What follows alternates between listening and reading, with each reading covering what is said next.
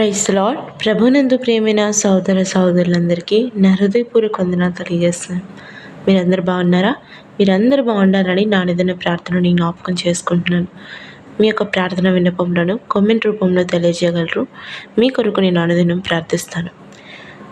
ఈ యొక్క అనుదిన దేవుని వాగ్దానము చిన్న సందేశము మీకు ఆత్మీయంగా బలపరచబడినట్లయితే మీరు ఆత్మీయంగా బలపరచబడిన రీతిగా వీడియోని లైక్ చేయండి, షేర్ చేయండి, సబ్స్క్రైబ్ చేయండి. మీ ఆత్మీయులకు కూడా ఈ వీడియోని షేర్ చేయండి.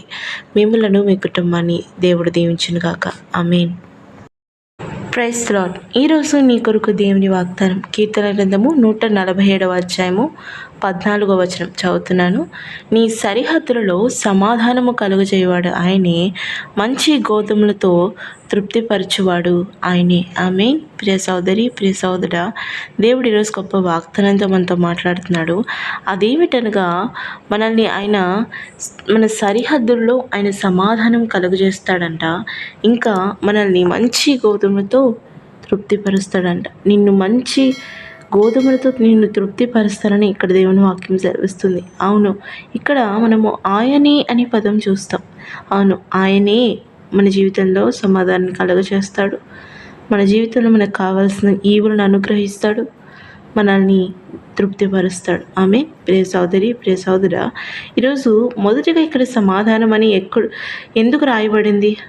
అనేక మంది మనుషులు మనం చూస్తాం. అనేక మంది తినడానికి ఇంకా వాళ్ళ వసతులు అన్నీ బాగానే ఉంటాయి, కానీ వాళ్ళ హృదయంలో సమాధానం ఉండదు. మనుషులు వాళ్ళకి వాళ్ళ సొంత వాళ్ళకి సమాధానం ఉండదు. వాళ్ళ మనసులో సమాధానం ఉండదు, నెమ్మది ఉండదు. అలాగా సమాధానం లేకుండా, నెమ్మది లేకుండా మనసులో వాళ్ళు ఎంత సంపాదించినా, ఎంత శ్రేష్టమైన ఈవులతో వాళ్ళు నింపబడి ఉన్నా కూడా వాళ్ళ జీవితము ఎప్పుడు అసంపూర్ణంగానే ఉంటుంది. ఈరోజు ప్రియ సోదరి, ప్రియ సోదరా, నా జీవితంలో కూడా మొదటిగా సమాధానము అవసరమైనది. మన సరిహద్దులో సమాధానం అవసరమైనది. మనం ఎంత సంపాదించినా కూడా, ఎంత ఆహారం మనము శ్రేష్టమైన వాటితో తింటున్నప్పటికీ కూడా మన మనసులో సమాధానము, నెమ్మది లేదంటే మనం తినింది కూడా మనకి తిన్నట్టు అనిపించదు. తృప్తికరమైన జీవితము, సంపూర్ణమైన జీవితము మనం జీవించినట్టే ఉండదు. ఈరోజు ప్రియ సోదరి, ప్రియ సోదరా, మొదటిగా ఇక్కడ దేవుడు చెప్తున్నాడు, నీ సరిహద్దులలో ఆయన సమాధానం కలుగజేస్తాడంట. ఆయన మాత్రమే కలుగజేయవాడు. కనుక మొదట మనము ఆయన సమాధానం కొరకు మనము ఎదురు చూడాలి.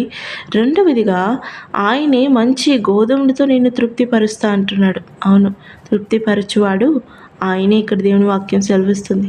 ఇక్కడ మంచి గోధుమలని మనం ఏది సూచించుకోవచ్చు అంటే, మనము మన జీవితానికి, మన అనుదిన జీవితానికి ఏదైతే అవసరాలు ఉన్నాయో, మన చదువుకి కావలసిన యొక్క ధనము, మనకి అనుదిన ఆహారము, మనకు కావలసిన ఇంట్లోకి, మన కుటుంబానికి కావలసిన యొక్క ఏవులు ఏదైతే ఉన్నాయో వాటన్నిటితో ఆయన మంచి గోధుమలతో, మంచి ఈవులతో మనల్ని ఆయన తృప్తిపరుస్తానంటున్నాడు. ప్రియ సోదరి, ప్రియ సోదర, మనల్ని శ్రేష్టమైన వాటితో ఆయన తృప్తిపరుస్తానంటున్నాడు. ఈరోజు ప్రియ సోదరి, ప్రియ సోదర, శ్రేష్టమైన మంచి గోధుమలతో నేను తృప్తిపరచేవాడు ఆయనే.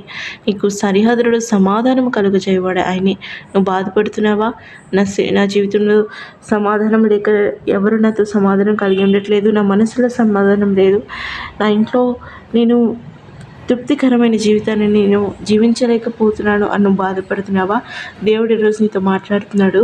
నీ సరిహద్దులలో సమాధానం కలుగజేసి నిన్ను మంచి గోధుమతో తృప్తిపరుస్తానంటున్నాడు. ఆమేన్. ప్రియ సోదరి, ప్రియ సోదరా, ఈ వాగ్దానాన్ని ఆధారం చేసుకొని ఈ అనుదిన జీవితంలో ఆయన సన్నిధిలో కనిపెట్టుకుంటూ ఉంటే నీ సరిహద్దులలో సమాధానం కలుగజేస్తాడు.